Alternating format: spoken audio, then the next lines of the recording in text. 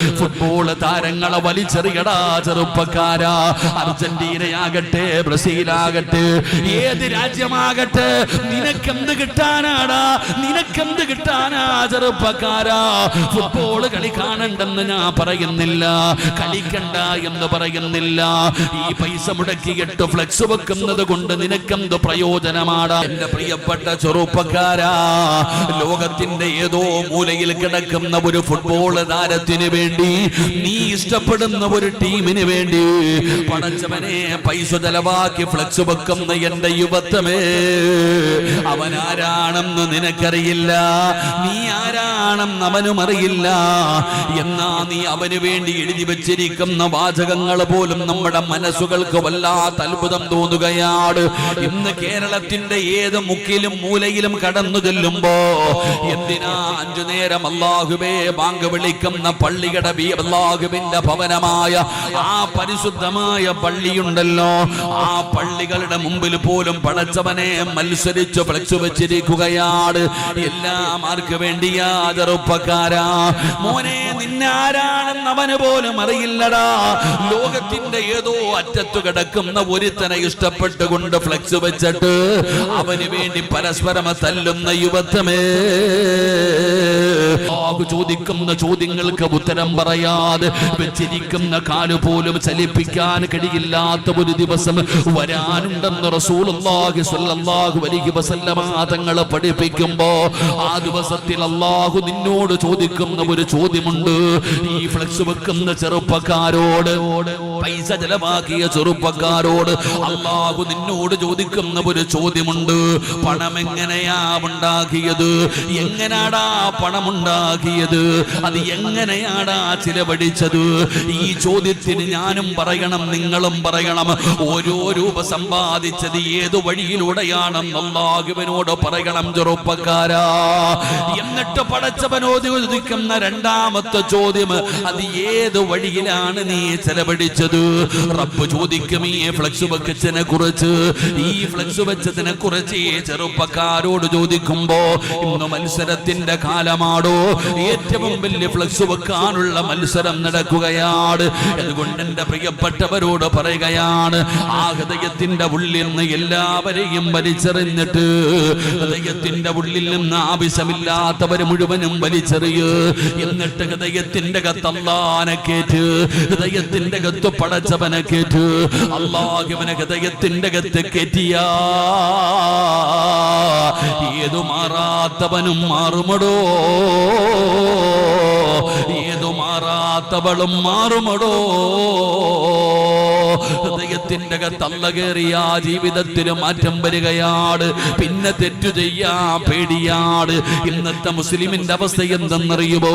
ഇന്ന് പാപം ചെയ്യാൻ പേടിയില്ല, കള്ള് കുടിക്കാൻ പേടിയില്ല, വ്യഭിചരിക്കാൻ പേടിയില്ല, പലിശ വാങ്ങാൻ പേടിയില്ല. ഇന്നതൊന്നും പാപമായിട്ട് കാണുന്നില്ല. ഇന്ന് പാപം ചെയ്യുന്നത് നിസ്സാരമാണ്. അല്ലാഹുവിന്റെ പ്രവാചകൻ സ്വല്ലല്ലാഹു അലൈഹി വസല്ലമ തങ്ങൾ പറയുകയാണ്, എന്റെ സമുദായത്തിനൊരു കാലം വരും, എന്റെ ഉമ്മത്തിനൊരു കാലം വരും, അന്ന് പാപമെന്ന് പറയുന്നത്, അതാ പാപം ചെയ്യുന്നത് മൂക്കിന്റെ മുകളിൽ വന്നിരിക്കുന്ന ഈച്ചയെ പായിച്ചു കളയുന്നത് പോലെയാണ്. അത് നിസ്സാരമായി കാണുകയാണ്. ഏത് വലിയ തെറ്റ് ചെയ്താലും അവർ പറയുന്നത്, ഓരോരുത്തരും എന്തൊക്കെയാണ് ചെയ്യുന്നത്, ഞാൻ അങ്ങനെയൊന്നും ചെയ്തില്ലല്ലോ, പാപമാണെന്ന് അംഗീകരിക്കുന്നത് പോലുമില്ല. എന്റെ പ്രിയപ്പെട്ടവരോട് പറയുന്നു, അല്ലാ മക്കളെ, പടച്ചവനെ പേടിക്കടാ ചെറുപ്പക്കാരാ, പെങ്ങളെ. അല്ലാഹുവിനെ ഹൃദയത്തിന്റെ അകത്ത് കേറ്റ്, അല്ലാഹുവിനെ ഹൃദയത്തിന്റെ അകത്ത് കേറ്റ്. ഇന്ന് പാപം ചെയ്യാനുള്ള അവസരം കൂടുതലാണ്. ഇന്ന് തെറ്റു ചെയ്യാനുള്ള അവസരം വല്ലാതെ കൂടുതലാണ്. ഇന്ന് കള്ള് കുടിക്കാൻ പൈസ വേണ്ട, കഞ്ചാവടിക്കാൻ പൈസ വേണ്ട, വ്യഭിചരിക്കാൻ പൈസ വേണ്ട. പടച്ചവനെ, ഇന്ന് കള്ള് ഫ്രീ ആയിട്ട് കിട്ടുന്ന കാലമാണ്. കൂട്ടുകാര് വെറുതെ വാങ്ങിച്ചു കൊടുക്കുകയാണ്.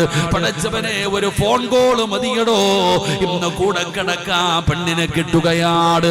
അതുകൊണ്ട് എന്റെ പ്രിയപ്പെട്ടവരെ, പാപം ചെയ്യാനുള്ള അവസരങ്ങൾ വല്ലാതെ കൂടുകയാ. ആ പാപങ്ങൾ ചെയ്യാൻ അവസരം കൂടുമ്പോ പാപം ചെയ്യാതെ ഒടിഞ്ഞു നടക്കണമെങ്കിൽ എല്ലാവർക്കും കഴിയുന്ന കാര്യമല്ല. എല്ലാവരും ഒരേ ഒരു വഴിയിലൂടെ നടക്കുമ്പോ മറുവഴിയിലൂടെ നടക്കണമെങ്കിൽ അതെല്ലാവർക്കും കഴിയുന്ന കാര്യമല്ല. അതുകൊണ്ട് എന്റെ പ്രിയപ്പെട്ടവരോട് പറയുന്ന, പടച്ചവനെ ഹൃദയത്തിന്റെ അകത്ത് കയറ്റിയാൽ അല്ലാഹു തരുന്ന പ്രതിഫലമെന്തെന്നറിയോ? അല്ലാഹു തരുന്ന പ്രതിഫലമെന്തെന്നറിയോ? എന്റെ പ്രിയപ്പെട്ട ചെറുപ്പക്കാരാ, മഹാനായ യൂസുഫ് നബി അലൈഹിസ്സലാം, യൂസുഫ് എന്ന് പറയുന്ന ചെറുപ്പക്കാരന്റെ ചരിത്രം അറിയുമല്ലോ. യൂസുഫ് പ്രവാചകനായിട്ടില്ല. യൂസുഫ് എന്ന് പറയുന്ന ചെറുപ്പക്കാരന് രാജകുമാരിയായ സുലൈഖ കൊട്ടാരത്തിലേക്ക് വിളിക്കുകയാണ്, അണിഞ്ഞൊരുങ്ങുകയാണ്. മനോഹരമായ വസ്ത്രങ്ങൾ ധരിച്ച് കിടപ്പറയിൽ അതാ കൊട്ടാരത്തിന്റെ മണിയറയ്ക്കകത്ത് സുലൈഖ എന്ന് പറയുന്ന പെണ്ണ് യൂസുഫിനെ വിളിച്ചു കയറ്റുകയാണ്, വാതിലടയ്ക്കുകയാണ്. കൊട്ടാരത്തിന്റെ മണിയറയ്ക്കകത്ത് രാജകുമാരിയായ സുലൈഖ, സുന്ദരിയായ സുലൈഖ, യൂസുഫ് എന്ന് പറയുന്ന ചെറുപ്പക്കാരനെ മണിയറയ്ക്കകത്ത് വിളിച്ചു കയറ്റിയിട്ട് യൂസുഫിനെ തന്റെ നെഞ്ചിലേക്ക് ചേർത്ത് പിടിക്കുകയാണ്, യൂസുഫിനെ തന്റെ മാറിടത്തിലേക്ക് ചേർത്ത് പിടിക്കുകയാണ്. എന്നിട്ട് സുലൈഖ പറയുന്നു, യൂസുഫേ, എനിക്ക് നിന്നോട് വല്ലാത്ത പ്രണയമാ യൂസുഫേ,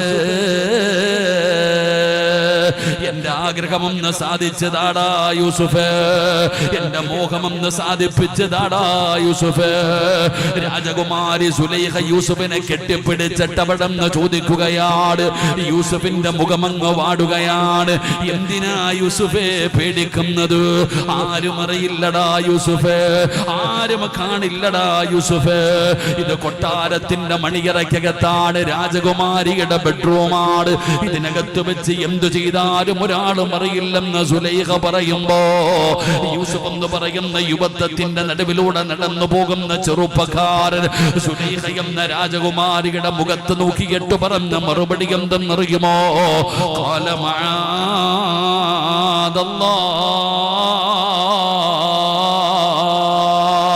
യൂസുഫ് എന്ന് പറയുന്ന ചെറുപ്പക്കാരൻ ചോദിച്ച ചോദ്യമാണ്. സുലൈഖ കൊട്ടാരത്തിന്റെ മണിയറയ്ക്കകത്താണ്. സുലൈഖ ആര് കണ്ടില്ലെങ്കിലും അല്ലാഹു കാണുന്നുണ്ട്. സുലൈഖ,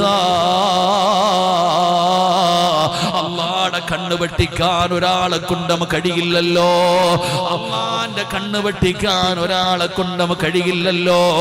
അള്ളാഹ് കാണുന്നുണ്ട്. സുലൈഖ, ഇന്നി അഖാഫുല്ലാഹ്,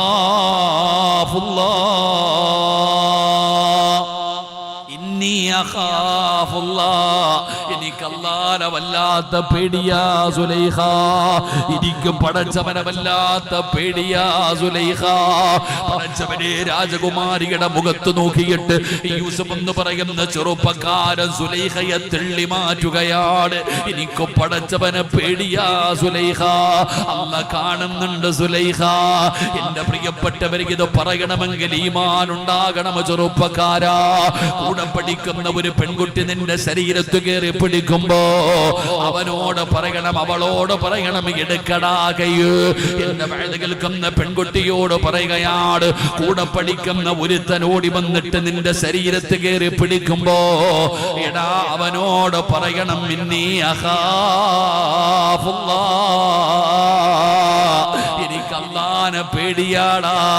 ഇത് വ്യഭിചാരമാടാ, ഇത് സാധാരണ പാപമല്ല, ഇത് വ്യഭിചാരമാണ്. ഞാൻ അന്യ പെണ്ണാണ്, എന്നോട് സലാം പറയാൻ പോലും പാടില്ല. ഞാൻ മരിച്ചാ പോലും എന്റെ മയ്യത്ത് കാണാൻ നിനക്ക് അവകാശമില്ല. എടുക്കടാ കയ്യ്, ഇത് വ്യഭിചാരമാണ്. ഇന്നി അഖാഫുല്ലാഹ്, പറയാൻ കഴിയണം പെങ്ങള്. എന്റെ പ്രിയപ്പെട്ട ചെറുപ്പക്കാരോട് കൂടെ പഠിക്കുന്ന കൂട്ടുകാർ മുഴുവനും ബിയർ വാങ്ങി കയ്യിൽ വെച്ചിട്ട് പരസ്പരം ആരും കാണാതെ കുടിക്കുകയാണ്. എടാ ഷെയർ തരണ്ടടാ, ഫ്രീ ആയിട്ട് കുടിക്കടാ. എല്ലാരും കുടിച്ചില്ലേ, ഒരാളും അറിയില്ല എന്ന് പറഞ്ഞുകൊണ്ട് കൂടെ പഠിക്കുന്ന ചങ്ങാതിമാര് കഥാ ബിയർ കുടിക്കാൻ നിർബന്ധിക്കുമ്പോ തിരിഞ്ഞു നിന്നിട്ട് പറയണം, എനിക്ക് അല്ലാഹുവിനെ പേടിയാടാ, ഇത് ഹറാമാ, ഇത് വൻപാപമാ, ലഹരി ഉപയോഗിക്കുന്നത് പാപമാണ്. തൊണ്ടയ്ക്ക് താഴെ ലഹരി ഇറങ്ങിയാൽ അവൻ ഒരു കാലത്തും അല്ലാഹുവിന്റെ സ്വർഗത്തിൽ കടക്കൂല. എനിക്കിത് പേടിയാണെന്ന് പറഞ്ഞ് അതിൽ നിന്ന് പിന്തിരിഞ്ഞ് നടക്കാൻ എല്ലാവർക്കും കഴിയുന്ന ഒരു സ്വഭാവമല്ല. അത് ഹൃദയത്തിന്റെ അകത്ത് പടച്ചറപ്പ് കയറുന്നവർക്ക് കിട്ടുന്ന ഒരു ഗുണമാണ്. അതുകൊണ്ട് എന്റെ ചെറുപ്പക്കാരോട് പറയുകയാണ്, മോനെ, തെറ്റു ചെയ്യാൻ അവസരമുണ്ടാകുമ്പോ ഉപയോഗപ്പെടുത്തരല്ല, നഷ്ടപ്പെടുത്തി കളയടാ. എടാ, കൂടെ പഠിക്കുന്ന ഒരു പെണ്ണ് നിന്റെ ശരീരത്തെ കയറി പിടിച്ച അവള് കെട്ടിപ്പിടിച്ചൊരു ചുംബനം തന്നാ അതിനകത്ത് എന്ത് സുഖമാടാ, അതിനകത്ത് എന്താനന്ദമാടാ. കേവലം അല്പനേരത്തെ സുഖത്തിന് വേണ്ടി നീ എന്തിനാ ആഖിറം നഷ്ടപ്പെടുത്തുന്നത്, നിന്റെ ദുനിയാവ് നഷ്ടപ്പെടുത്തുന്നത്? വേണ്ട എന്ന് പറഞ്ഞു വലിച്ചെറിയടാ ചെറുപ്പക്കാരാ. ഇതൊക്കെ വേണ്ട എന്ന് പറഞ്ഞു വലിച്ചെറിഞ്ഞ അല്ലാഹു നിനക്ക് തരുന്ന പ്രതിഫലം അറിയോ? അല്ലാഹു നിങ്ങൾക്ക് തരുന്ന പ്രതിഫലം അറിയുവോ? നിസ്കരിക്കുന്നവനൊരു സ്വർഗമേ ഉള്ളൂ, ഖുർആൻ പഠിച്ചവനൊരു സ്വർഗമേ ഉള്ളൂ, സദഖ കൊടുക്കുന്നവനൊരു സ്വർഗമേ ഉള്ളൂ, ഹജ്ജ് ചെയ്തവനൊരു സ്വർഗമേ ഉള്ളൂ, പള്ളി കെട്ടി കൊടുത്തവനൊരു സ്വർഗമേ ഉള്ളൂ, ഏത് നന്മ ചെയ്യുന്നവനും ഒരു സ്വർഗമേ ഉള്ളൂ. എന്നാൽ അല്ലാഹു പറയുകയാ, ഒരാൾക്ക് രണ്ട് സ്വർഗം, ഒരാൾക്ക് രണ്ട് സ്വർഗമുണ്ട്. നിസ്കരിച്ചവനല്ല, ഖുർആൻ ഓതിയവനല്ല, പള്ളി കെട്ടി കൊടുത്തവനല്ല, നോമ്പ് പിടിച്ചവനല്ല, ഹജ്ജ് ചെയ്തവനല്ല, ഒരാൾക്ക് അല്ലാഹു രണ്ട് സ്വർഗം കൊടുക്കുകയാണ്. ആർക്കാണ് രണ്ട് സ്വർഗം കൊടുക്കുന്നത്? വലിമൻ ഖാഫ മഖാമ റബ്ബിഹി ജന്നത്താൻ. രണ്ട് സ്വർഗം അല്ലാഹു ഓഫർ ചെയ്യുകയാണ്, രണ്ട് സ്വർഗം അല്ലാഹു ഓഫർ ചെയ്യുകയാണ്. ആർക്കാണ് രണ്ട് സ്വർഗം അല്ലാഹു ഓഫർ ചെയ്യുന്നത്? കള്ളു കുടിക്കാൻ സമയമുണ്ടായി,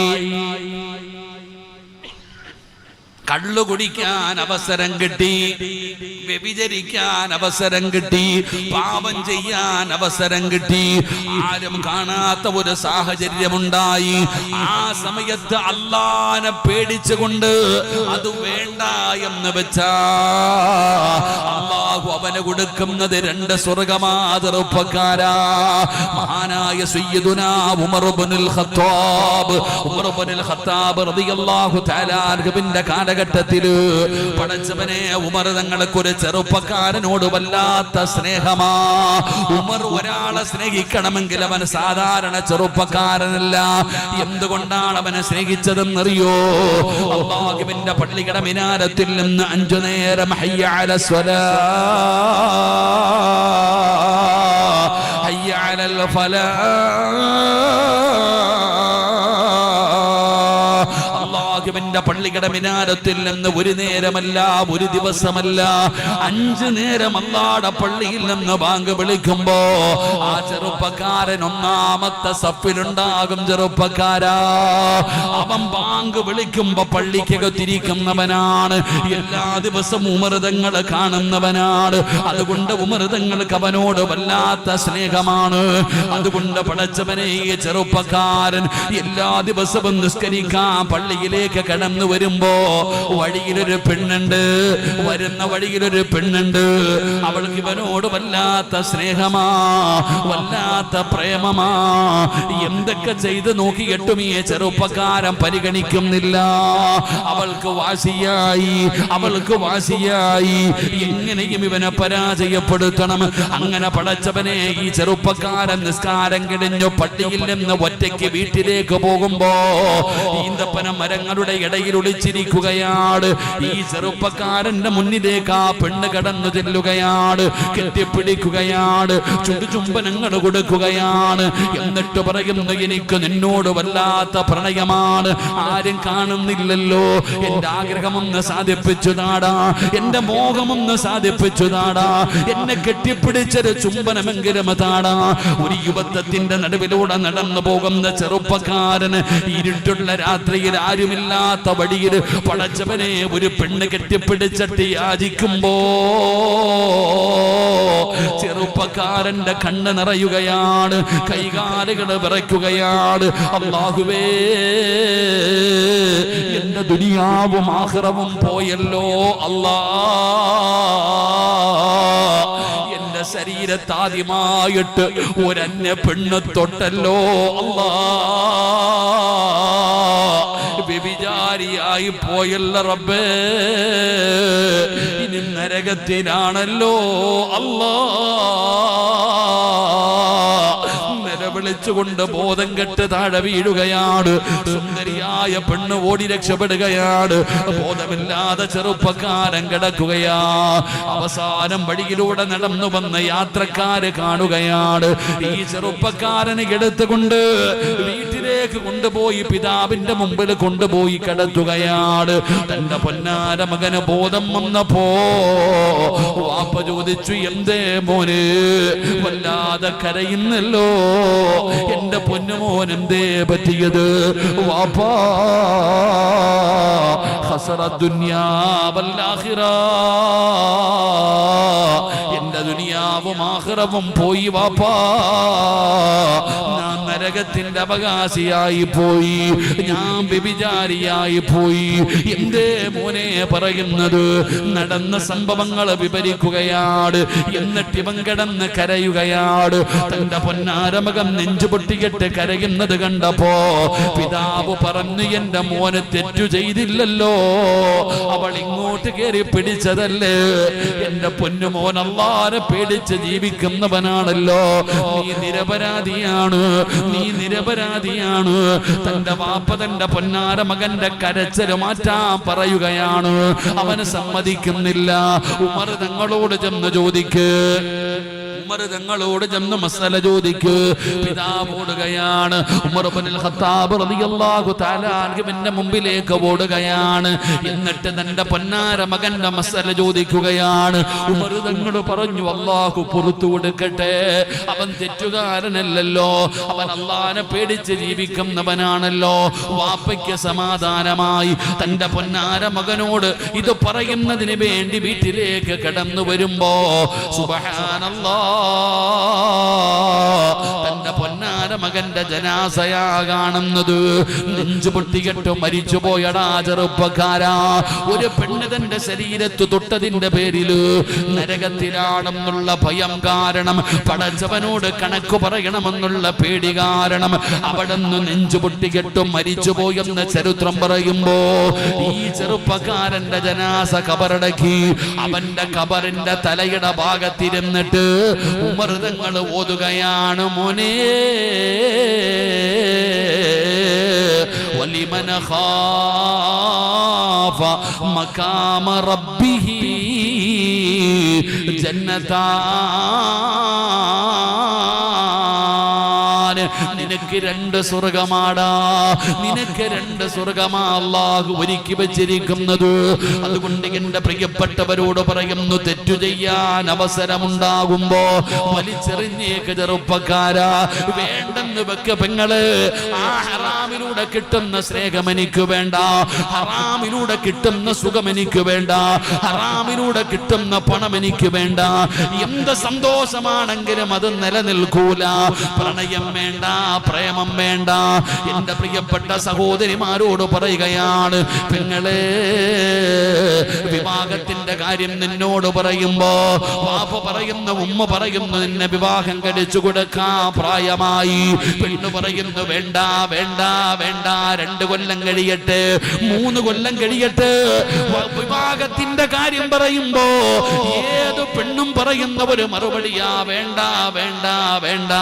25 വയസ്സാകട്ടെ, അല്ലെങ്കിൽ ജോലിയാകട്ടെ, വിവാഹത്തിന്റെ കാര്യം പറയുമ്പോ വേണ്ട വേണ്ട എന്ന് പറയുന്ന പെണ്ണ്, ഇതുപോലെ പ്രണയവും വേണ്ട എന്ന് പറയടി ഈ പെണ്ണ്. വിവാഹം ഹലാലായ മാർഗത്തിലൂടെയല്ലേ, ഹലാലായ ഒരു കുടുംബ ജീവിതം നിനക്കുണ്ടാക്കി തരാൻ വേണ്ടി നിന്റെ വാപ്പ നിന്നോട് പറയുമ്പോ, നിന്റെ ഉമ്മ നിന്നോട് പറയുമ്പോ അതിൽ 5 കൊല്ലം കഴിഞ്ഞിട്ട് മതിയെന്ന് പറയാൻ മനസ്സുള്ള പെണ്ണ്, പ്രണയവും അതുപോലെ വേണ്ട എന്ന് പറയാൻ കഴിയണം. എന്റെ പ്രിയപ്പെട്ട പെങ്ങളോട് പറയുകയാ, ഈ പ്രേമ വിവാഹം, പ്രണയ വിവാഹം ഒരിക്കലും അതിൽ സമാധാനമുണ്ടാകില്ല, അതിന് സന്തോഷമുണ്ടാകില്ല, അതിൽ ബർക്കത്തുണ്ടാകില്ല. ഉസ്താദന്മാര് മുഴുവനും പ്രേമത്തെക്കുറിച്ചും പ്രണയത്തെക്കുറിച്ചും നിങ്ങളോടത് പാപമാ, ചെയ്യല്ലേ ചെയ്യല്ലേ ചെയ്യല്ലേ എന്ന് പറയുന്നത് എന്തുകൊണ്ടാണെന്നറിയുമോ? വൈരാഗ്യം കൊണ്ടല്ല, വെറുപ്പ് കൊണ്ടല്ല, നിന്നോടുള്ള സ്നേഹം കൊണ്ടാ പെങ്ങളെ. പ്രിയപ്പെട്ട സഹോദരങ്ങളെ, കല്യാണത്തിന്റെ കാര്യം പറയുമ്പോ പെൺകുട്ടികൾ പറയുന്ന വാചകവാ, ഇപ്പൊ വേണ്ട 5 കൊല്ലം കഴിയട്ടെ. 5 കൊല്ലം വേണ്ട എങ്കിൽ വേണ്ട, ഇതേപോലെ നിന്റെ പ്രണയവും വേണ്ട എന്ന് തീരുമാനിക്ക്. അത് പറ്റൂല, സ്റ്റെപ്പിന് വേണമല്ലോ. കല്യാണമൊക്കെ പിന്നെ കൂടെ കൊണ്ട് നടക്കാൻ ഒരുത്തനെ വേണ്ടേ? എന്റെ പ്രിയപ്പെട്ട സഹോദരിമാരെ, ഈ പ്രണയ വിവാഹത്തിൽ ഒരിക്കലും സമാധാനമോ സന്തോഷമോ ബർക്കത്തോ ഉണ്ടാകില്ല. അള്ളാഹു നമ്മളെ കാത്തുരക്ഷിക്കുമാറാകട്ടെ. ആമീൻ പറ, ആമീൻ പറ. എന്തുകൊണ്ടാ പ്രേമിച്ച് വിവാഹം കഴിച്ച ഏതെങ്കിലും ഒരു മഖ്ലൂക്ക്, അള്ളാഹുവിന്റെ ദുനിയാവിൽ പ്രേമിച്ച് വിവാഹം കഴിച്ച ഏതെങ്കിലും ഒരു ആണോ പെണ്ണോ സന്തോഷത്തോടെ ജീവിക്കുന്നത് നിങ്ങൾക്ക് തെളിയിക്കാൻ പറ്റുമോ? പറ്റൂല. ഫാനോ, ചെറിയ ഫാനുണ്ടോ?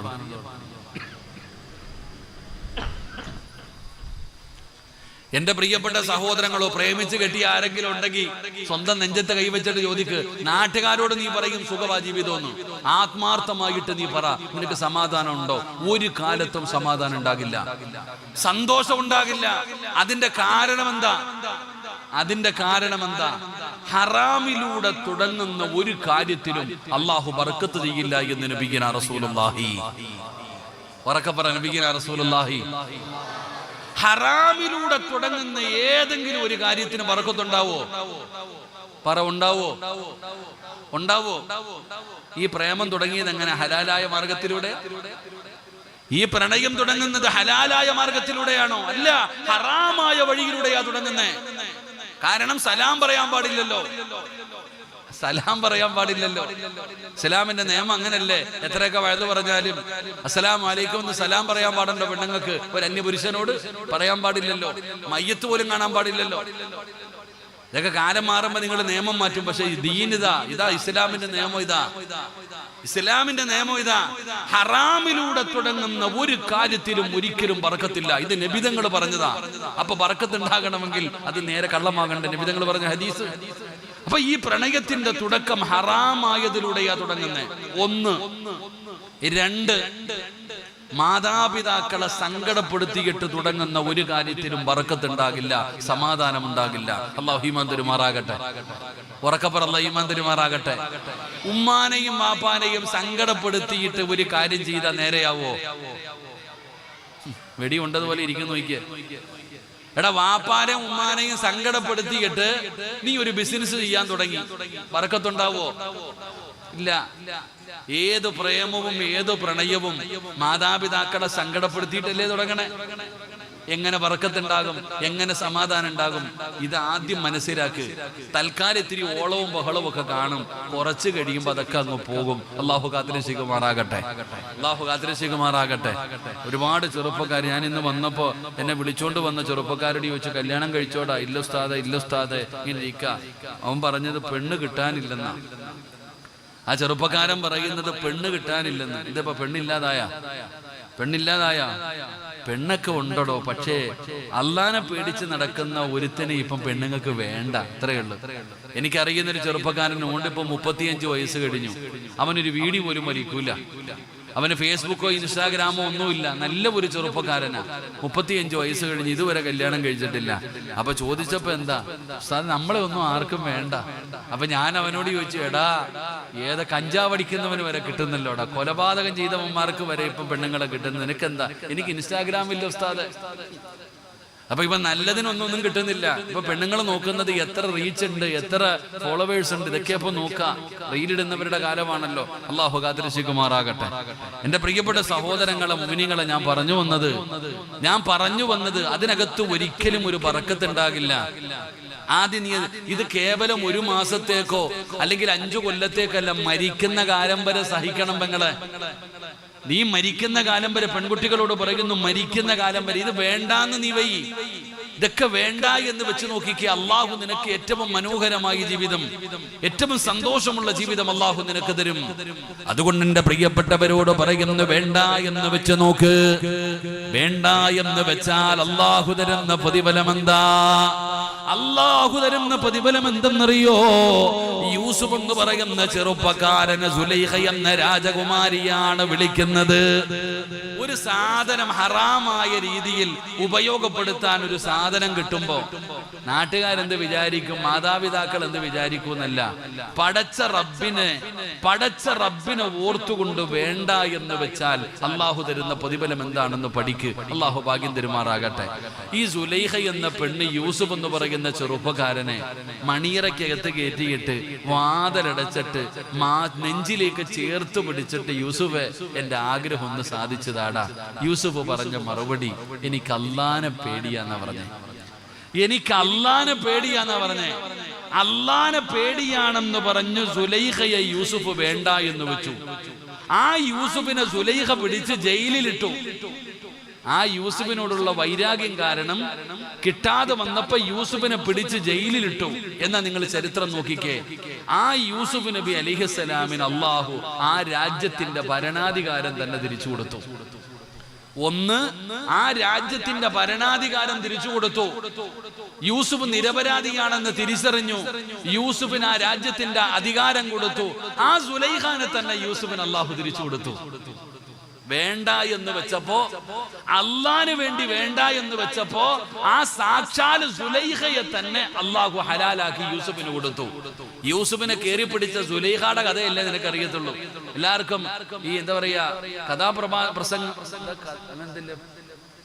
ഒരു പരിപാടി ഇല്ലേ, കഥാപ്രസംഗം ഇല്ലേ, അങ്ങനെ പരിപാടി ഇല്ലേ കഥ, അങ്ങനെ പരിപാടി ഇല്ലേ, സുബൈർ തോട്ടിക്കലൊക്കെ.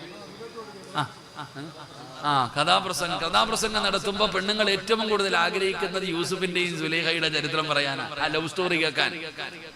നിനക്ക് യൂസുഫിനെ കയറി പിടിച്ച സുലൈഖാനെ അല്ലേ അറിയൂ. ആ സുലൈഖയുടെ ചരിത്രം നീ പഠിച്ചു നോക്കണം. ആ സുലൈഖ, ഈ യൂസുഫ് നബി അലൈഹിസ്സലാം ആ വിവാഹം കഴിച്ച സുലൈഖാനെ അല്ലാഹു തന്നെ ഹലാലാക്കി കൊടുത്തു. അവസാനം സുലൈഖയുടെ മണിയറയ്ക്കകത്ത് യൂസുഫ് കയറി ചെന്നപ്പോ സുലൈഖ തിരിഞ്ഞടക്ക, പരിഗണിക്കുന്നില്ല. ഭാര്യയും ഭർത്താവുക, പരിഗണിക്കുന്നില്ല. യൂസുഫ് നബി അലൈഹിസ്സലാം ചോദിച്ചു, സുലൈഖ എന്ത് പറ്റിയിടി നിനക്ക്? എടാ, അള്ളാഹു ഹറാമാക്കിയ സമയത്ത് ഒരു നാണമില്ലാതെ നീ എന്നെ കയറി പിടിച്ചവളല്ലേ, എന്നിട്ട് ഇന്ന് അള്ളാഹു എന്തും ചെയ്യാനുള്ള അനുവാദം തന്നപ്പോ നീ എന്താ ഈ ഒളിച്ചു കളിക്കണേന്ന്. സുലൈഖ ബീവി റളിയല്ലാഹു തആല അൻഹ പറഞ്ഞ ഒരു മറുപടി എന്തെന്നറിയോ? യൂസുഫേ, അന്ന് എന്റെ ഹൃദയം മുഴുവനും നീയായിരുന്നു. നിന്നെ കുറിച്ചുള്ള ചിന്ത മാത്രം. പ്രേമിക്കും അങ്ങനല്ലേ? എനിക്ക് നിന്നെ കുറിച്ചുള്ള ചിന്ത മാത്രമേ ഉള്ളൂ. എന്റെ ഹൃദയം മുഴുവനും നീയായിരുന്നു. അതുകൊണ്ടാണ് ഞാൻ ഭ്രാന്ത് പിടിച്ചിട്ട് നിന്നെ കയറി പിടിച്ചേ. പക്ഷെ യൂസുഫേ, ഇന്ന് എന്റെ ഹൃദയത്തിന്റെ അകത്ത് നീയല്ല. ഇന്നെന്റെ ഹൃദയത്തിന്റെ അകത്ത് നീ ഇല്ല യൂസുഫേ. ഇന്നെന്റെ ഹൃദയത്തിന്റെ അകത്ത് പടച്ച റബ്ബാ യൂസുഫേ. അതുകൊണ്ടാണ് നിന്നോട് സഹകരിക്കാൻ പറ്റാത്തെ. അല്ലാഹ് കേറി യൂസുഫേ ഹൃദയത്തിന്റെ അകത്ത്. ഇവിടെ അല്ലാഹ് ഒരാളുടെ ഹൃദയത്തിന്റെ അകത്ത് കയറി കഴിഞ്ഞപ്പോ പിന്നെ എല്ലാം മാറി. നിങ്ങൾ തങ്ങളാ വലിയ ബീവിയാന്ന് കളിയാക്കിയിട്ട് കാര്യമില്ല. അല്ലാഹ് കയറി കഴിഞ്ഞ അങ്ങ് മാറും സ്വഭാവം. അവർക്ക് പിന്നെ എല്ലാം പടച്ചവരെ പേടിയാവുകയാണ്. അതുകൊണ്ട് എന്റെ പ്രിയപ്പെട്ട ചെറുപ്പക്കാരോട് പറയുന്ന, സഹോദരങ്ങളോട് പറയുകയാ, മക്കളെ, ഹൃദയത്തിന്റെ അകത്ത് ദീനുള്ള അള്ളാഹുവിനെ കേറ്റ്, നിന്റെ ഹൃദയത്തിന്റെ അകത്ത് പടച്ച റബ്ബ് കേറട്ടെ. അല്ല കേറിയാ മാറുമടാ ചെറുപ്പക്കാരാ, അല്ല കേറിയാ മാറുമട ഈ പെണ്ണുങ്ങള്. നിന്റെ സ്വഭാവം മാറുകയാണ്, നിന്റെ എല്ലാ കാര്യങ്ങളും മാറുകയാണ്. അല്ലാഹുവേ, ഹൃദയത്തിലേക്ക് നിന്നെ കുറിച്ചുള്ള ചിന്ത തരണേ അല്ലാ. അതുകൊണ്ട് എന്റെ പ്രിയപ്പെട്ടവരോട് പറയുകയാണ്, ഹൃദയത്തിന്റെ അകത്ത് അല്ല കേറിയ എല്ലാം മാറുകയാ. ഉസ്താദന്മാരെ കാണുമ്പോ പറയുമല്ലോ, ഈ വഅദ് കേൾക്കാമെന്നതിലധികം പേരും നിന്റെ ആഗ്രഹം എന്താ, ദുആ ചെയ്യട്ടെ. പലരും പറയുന്ന ആഗ്രഹം, ഉസ്താദേ നല്ല മരണം വേണം, നല്ല മരണം വേണം. എല്ലാവരും ചോദിക്കുന്നത് നല്ല മരണപാട്, ഈമാനുള്ള മരണം കിട്ടാ ദുആ ചെയ്യാൻ പറയുന്നവരാണ്. എന്റെ പ്രിയപ്പെട്ട സഹോദരങ്ങള്, വെറുതെ കിട്ടുന്ന സാധനമല്ല നല്ല മരണം, വെറുതെ കിട്ടുന്ന സാധനമല്ല നല്ല മരണം. നല്ല മരണം വെറുതെ കിട്ടില്ല. നല്ല മരണമെന്ന് പറഞ്ഞാൽ എന്തെന്നറിയോ? നല്ല മരണമെന്ന് പറഞ്ഞാൽ എന്താണെന്നറിയോ? വെള്ളിയാഴ്ച രാവിലോ പകലിലോ കടങ്ങൾ തീർത്ത് തൗബ ചെയ്ത് നന്മ ചെയ്തുകൊണ്ടിരിക്കുന്ന സമയത്ത് ഒന്നുവോടുകൂടി ജിബ്രീൽ അലൈഹിസ്സലാമിന്റെ സാന്നിധ്യത്തിൽ അല്ലാഹുവേ മലക്കുകളെ സ്വാഗതം പറയുന്നത് കേട്ട് അല്ലാഹുവിന്റെ പ്രവാചകനെ സാക്ഷിയാക്കി, അല്ലാഹുവിന്റെ പ്രവാചകനെ സാക്ഷിയാക്കി ഷഹാദത്ത് കലിമ പറഞ്ഞ് സ്വർഗത്തിന്റെ ഫോട്ടോ കണ്ട് പടച്ചവനെ ലോകത്തോട് വിട പറയണം ചെറുപ്പക്കാരാ. 10 കാര്യങ്ങളാ എണ്ണി പറയുന്നത്. വെള്ളിയാഴ്ച രാവിലോ പകലിലോ കടങ്ങൾ തീർത്ത് തൗബ ചെയ്ത് നന്മ ചെയ്തുകൊണ്ടിരിക്കുന്ന സമയത്ത് ഒന്നുവോടുകൂടി ജിബ്രീൽ അലൈഹിസ്സലാമിന്റെ സാന്നിധ്യത്തിൽ അല്ലാഹുവിന്റെ പ്രവാചകനെ സാക്ഷിയാക്കി മലക്കുകളെ സ്വാഗതം പറയുന്നത് കേട്ട് സ്വർഗത്തിന്റെ ഫോട്ടോ കണ്ട് ഷഹാദത്ത് കലിമ പറഞ്ഞു മരിക്കണം. മരിച്ച ഉടനെ നെറ്റിത്തടം വിയർക്കണം, മൂക്കിന്റെ ദ്വാരം വികസിക്കണം, മുഖത്തു പ്രകാശമുണ്ടാകണം, ചുണ്ടില് പുഞ്ചിരി ഉണ്ടാകണം, ശരീരത്തിലും റൂമിലും സുഗന്ധമുണ്ടാകണം. ഇതിനാണ് നല്ല മരണമെന്ന് പറയുന്നത്. ഇതാണ് നല്ല മരണത്തിന്റെ അടയാളം. ഇതാ ഇങ്ങനെ ഒരു മരണം കിട്ടാൻ ദുആ ചെയ്യണേ എന്ന് പറയുന്ന ഉമ്മ, ദുആ കൊണ്ട് മാത്രം നടക്കില്ല ഉമ്മ. അങ്ങനെ ഒരു മരണം കിട്ടാ നീയൊന്ന് പരിശ്രമിക്കണ്ടേ, നീയൊന്ന് തയ്യാറാകണ്ടേ. പടച്ചവനെ, എപ്പോഴാണ് മരണം വരുന്നതെന്നറിയില്ലല്ലോ. കളിയും ചിരിയും തമാശയുമായി ചെറുപ്പക്കാര് നടക്കുകയാണ്. സിറാജേ, ജീവിതം ആസ്വദിക്കാനുള്ളതാണ്, ജീവിതം സുഖിക്കാനുള്ളതാണ്. നിങ്ങളൊക്കെ പറയുന്നത് പോലെ സ്വപ്ന ലോകത്തു ജീവിക്കാനുള്ളതല്ല എന്ന് പറയുന്ന യുവത്വമേ, എന്തിനാടാ ഒരുപാട് ചിരിക്കുന്നത്? പെങ്ങളെ, എന്തിനാ മോളെ പല്ലുവിളിയിൽ കാണുന്ന രീതിയിൽ ചിരിച്ച് നടക്കുന്ന പെണ്ണേ? അല്ലാഹുവിന്റെ റസൂല് പറഞ്ഞത് അധികം ചിരിക്കരുതെന്നാണ്. മുത്തുനബി പറഞ്ഞു, നിങ്ങൾ അധികമായിട്ട് ചിരിക്കരുത്, നിങ്ങൾ കുറച്ചു മാത്രമേ ചിരിക്കാൻ പാടുള്ളൂ. നിങ്ങൾ അധികമായിട്ട് കരയാനാണ് മുത്തുനബി പഠിപ്പിച്ചത്. പെങ്ങളെ, ചിരിയും കളിയും ആഘോഷങ്ങളും അടിച്ചുപൊളിയും ഇങ്ങനെ എല്ലാത്തിന്റെയും നടുവിലൂടെ നടക്കുമ്പോ മോളെ ഒന്ന് കാലിലേക്ക് നോക്കു പെങ്ങള്. എടാ ചെറുപ്പക്കാരാ, കാലിൽ കിടക്കുന്ന ചെരുപ്പിലൊന്ന് നോക്കുമോനെ. എന്തിനാ ചെരുപ്പില് നോക്കുന്നത്? എന്തിനാ ചെരുപ്പില് നോക്കുന്നത്? കുല്ലും മ്രിഇൻ മോ സബ്ബഹും ഫീ അഹ്ലിഹി വൽ മൗതു വദിനാ മിൻ ശിറാകി നഅലിഹി. അല്ലാഹുവേ, അല്ലാഹുവേ, ആ കാലിൽ കിടക്കുന്ന ചെരുപ്പിന്റെ ബാറുണ്ടല്ലോ, അത് നിന്റെ കാലിന്റെ തൊലിയോട് എത്ര അടുത്ത് കിടക്കുന്നോ, ഇതുപോലെ മരണം നിന്റെ കൂടെ നടക്കുന്നുണ്ട് വാപ്പാ, കൂടെ നടക്കുന്നുണ്ട് ചെറുപ്പക്കാരാ. പെങ്ങളെ, മരണം കൂടെയുണ്ട് മോള്. മരിക്കാൻ ക്യാൻസർ വേണ്ട, ട്യൂമർ വേണ്ട, മാരക രോഗം വേണ്ട. എപ്പോഴാണ് വരുന്നതെന്നറിയില്ല. അല്ലാഹുവേ, പെട്ടെന്നുള്ള മരണങ്ങളെ തൊട്ട് കാക്കണേ അല്ലാ. പേര് കേൾക്കാത്ത രോഗങ്ങൾ പടർന്നുകൊണ്ടിരിക്കുകയാണ്. എന്തെല്ലാം രോഗങ്ങളാണ് പടച്ചവനെ. നിപ വരുന്നു, സിവില്ല വരുന്നു, ഓരോ പ്രത്യേകമായിട്ടുള്ള രോഗങ്ങൾ പടരുകയാണ്. അല്ലാഹുവേ, ഞങ്ങളെയും ഞങ്ങളുടെ നാടുകളെയും നീ കാക്കണേ അല്ലാ.